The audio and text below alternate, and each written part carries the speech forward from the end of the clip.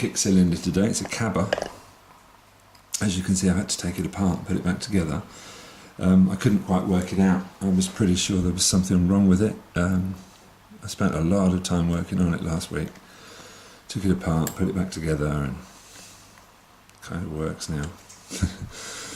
See if we can get it open. There's an interesting feature I'd like to show you. But of course, to do that, we're going to have to get it open. Let's start off with a Tron and move on to an SS Dev if necessary in a minute. A little click on 2, nothing on 3, nothing on 4.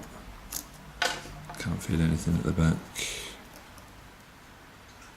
Oh. Click on 1 as well. 2, 3, 4. I think number 5 is binding. This warden is difficult to tell. Yeah, nice click on number 5. Little click on number 6. 1, 2, 3.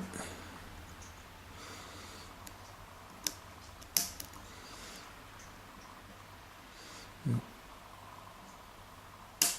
Nice click on number 6. That's the beginning. 1, 2, 3, 4. And we get a false set. Now this is where the problem starts.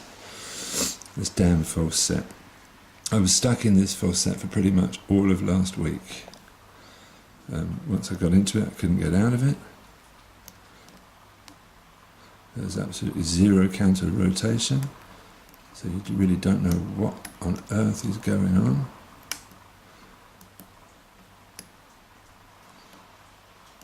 You have to manually counter rotate and try to find the offending pin, and then we finally get it open. Okay, now that took me a week to get that far.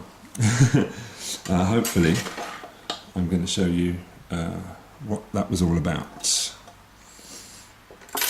So let's get out of this zoom. Let's put the KiK down.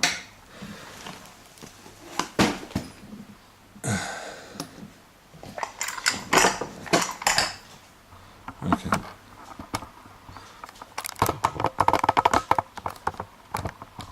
Let's get to work, shall we?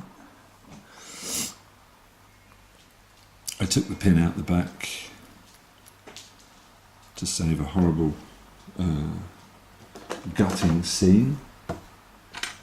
I did bring a shim with me, but I can't find it now. So you know that when you can't find that shim, everything is going to go wrong, yeah? But still.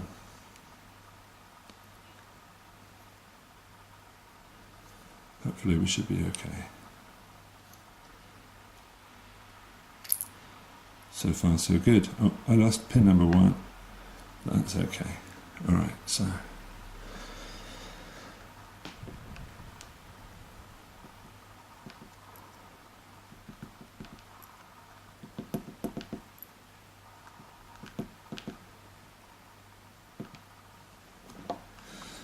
what did we say? That was pin number 1, yeah? Okay. And the spring.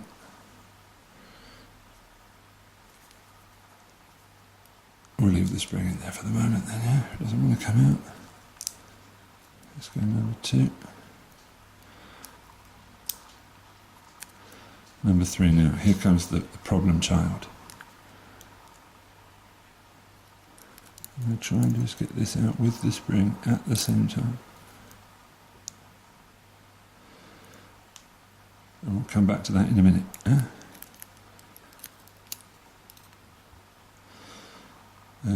That's number 5. And number 6 dropped out the back, lovely. All the rest of the springs are the same. The only thing that's different is our number 4. Now, I have to admit that the spring in number 4 is not the original spring, which is why we managed to get that open quite easily. I'm not trying to claim to having opened that as it was straight out of the factory, because that's what my problem was. See if you can spot the odd one out.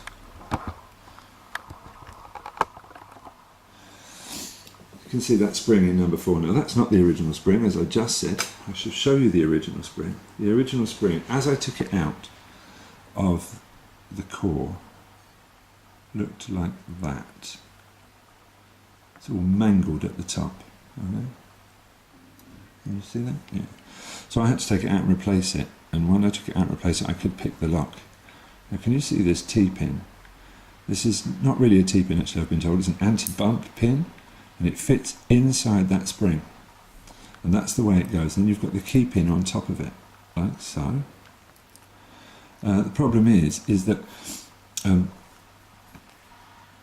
the spring being stronger than all of the others,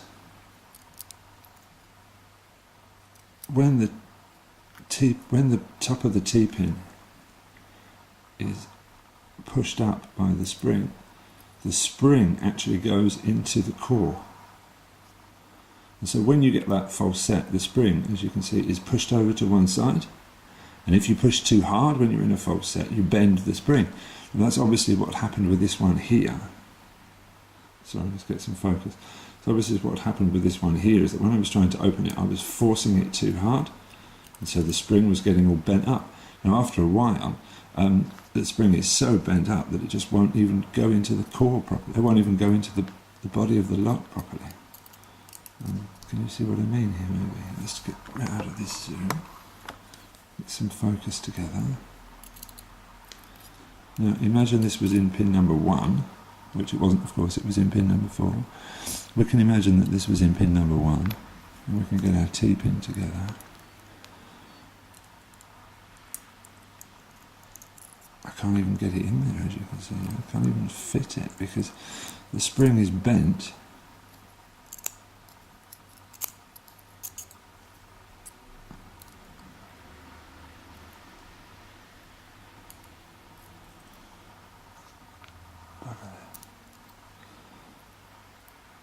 The spring is so bent that the T-pin won't even go in there properly.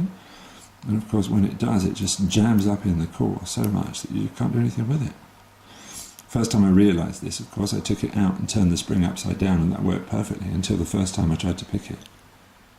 So this anti-bump feature actually works quite well as an anti-pick feature when there's no key in the lock and you get a false set.